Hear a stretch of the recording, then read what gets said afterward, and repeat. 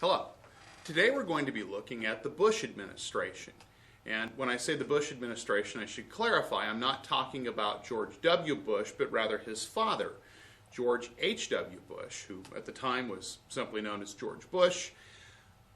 He had been Reagan's vice president for the 2 terms that Reagan served as president from 1981 until 1989. So in the 1988 presidential election, George H.W. Bush ran against Michael Dukakis, the Democratic nominee, and won that nomination. He served 1 term from 1989 to 1993. So he kind of sees that bridge into the early 1990s. Our learning objectives are to explain how the collapse of the Soviet Union affected U.S. foreign policy. And so once again, we start by looking at George H.W. Bush. Once again, he had been the vice president during the Reagan administration. He won the presidency in 1988, taking 54% of the popular vote, which is pretty much a landslide.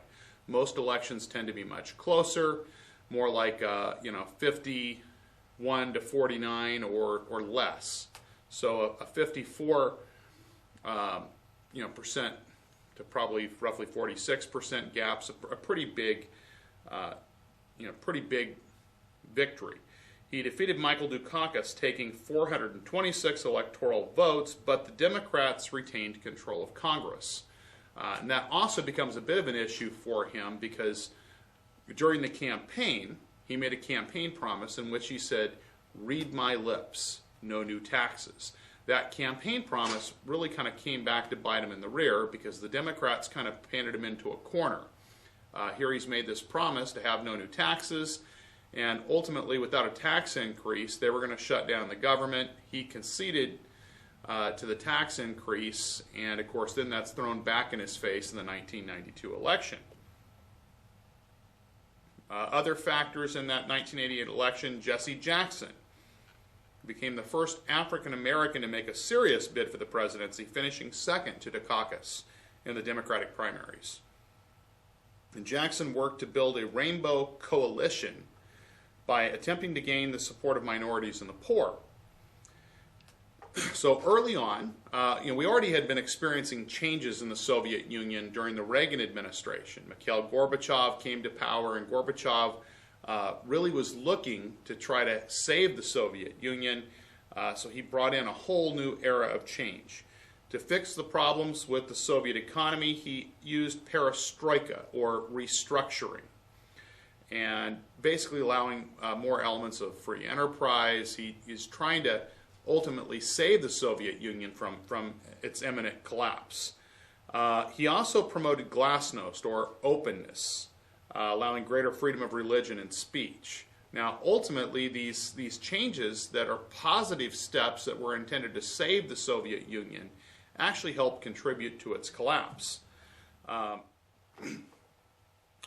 This mostly happens, these mostly peaceful revolutions take place because Gorbachev announces that he's abandoning the Brezhnev doctrine, something that one of his predecessors, Leonid Brezhnev, had ushered or had stated, which basically was something the Soviets already were doing, but it was basically the policy of supporting communist governments where they were threatened.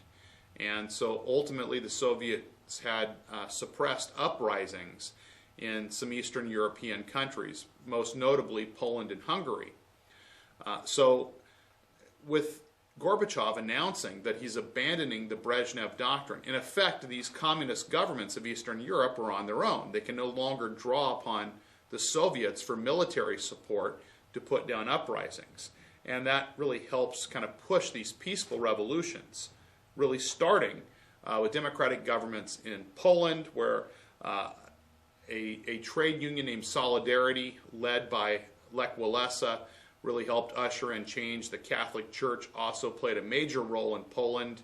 And ultimately what happens is that Lech Walesa, who is the leader of Solidarity, becomes elected president. Other countries follow, including Hungary, Czechoslovakia, Romania, and Bulgaria. The Berlin Wall is torn down in 1989. and then Germany is formally reunited in 1990. So, all of that's happening during the first year that Bush is in office.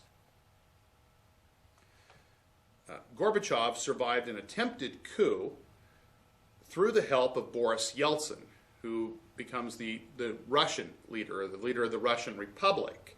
And the coup was attempted by hardliners within the Soviet government that were resisting his reforms. Other republics declared that their independence from the Soviet Union, most notably Belarus and Ukraine.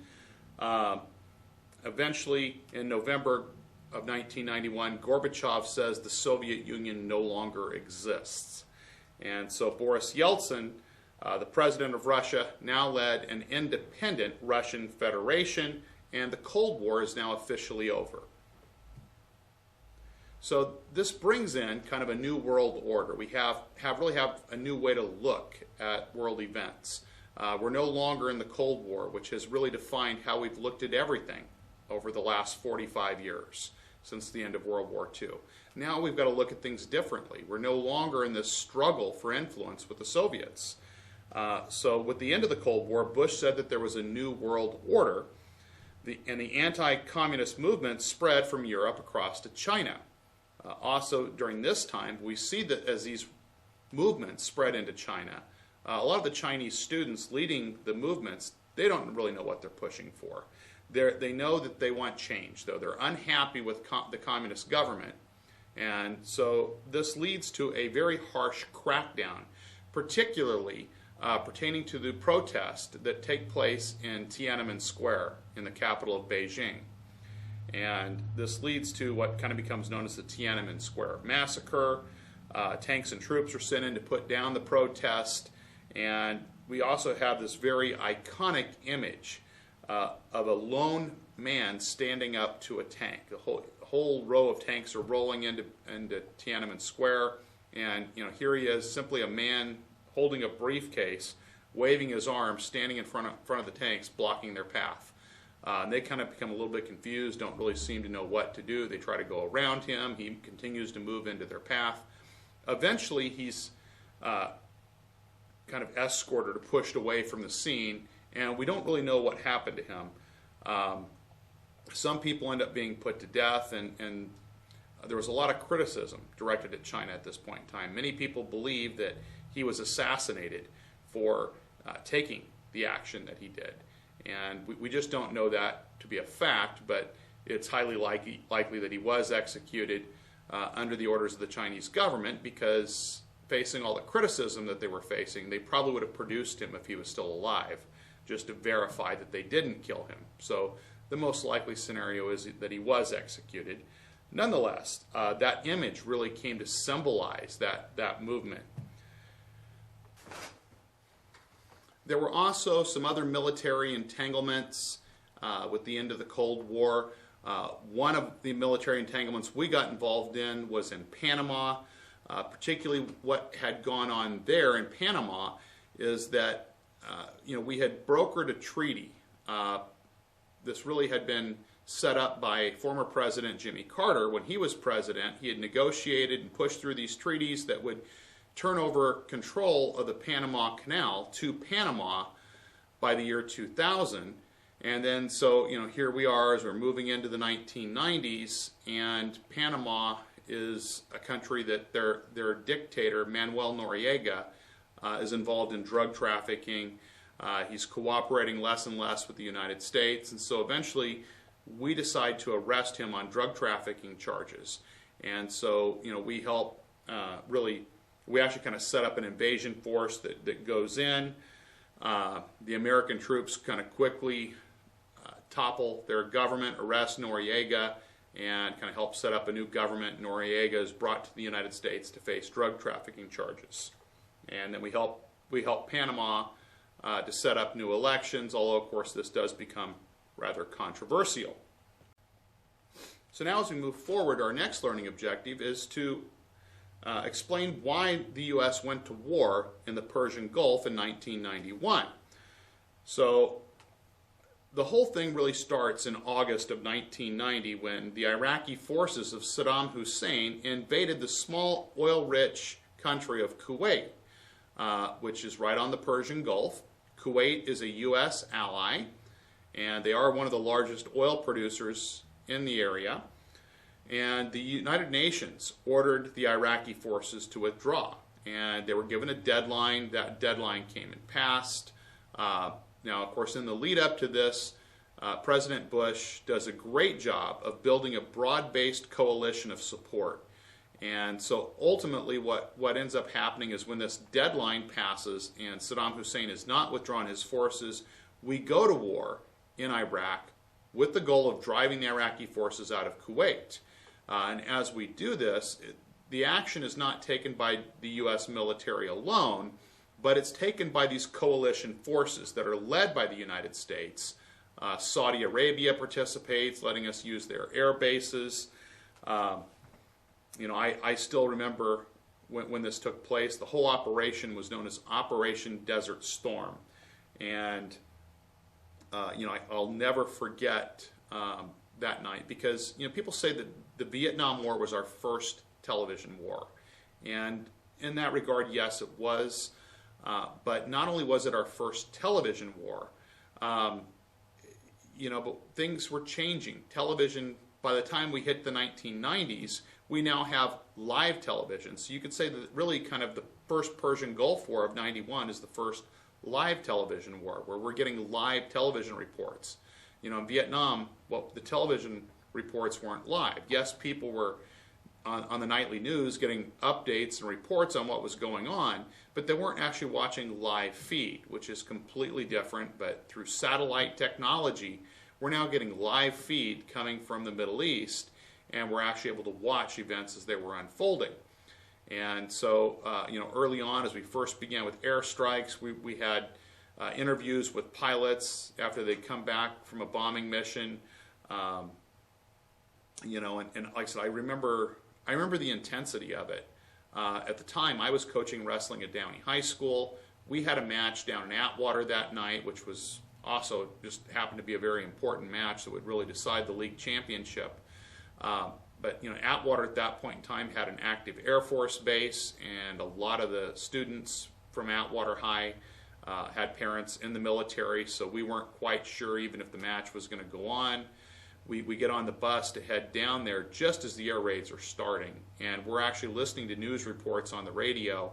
And normally kids can be pretty talkative on a bus headed down there, but the kids were completely silent on the bus because everybody was listening so intently to the news reports as they were coming back. And then, after we got back that night, I remember I took one of the wrestlers home. His brother and I had been teammates in high school. So I ended up, when I dropped him off, I went in and I sat down and I was watching the news with his brother and his brother's wife, and we were watching the news reports, getting the updates, like I said, from these pilots, hearing how the raids went early on. And all of this was set up for a ground war. Then we sent in ground forces, and really very quickly were able to drive the Iraqi forces from Kuwait. The objective was achieved. That was what we went in for.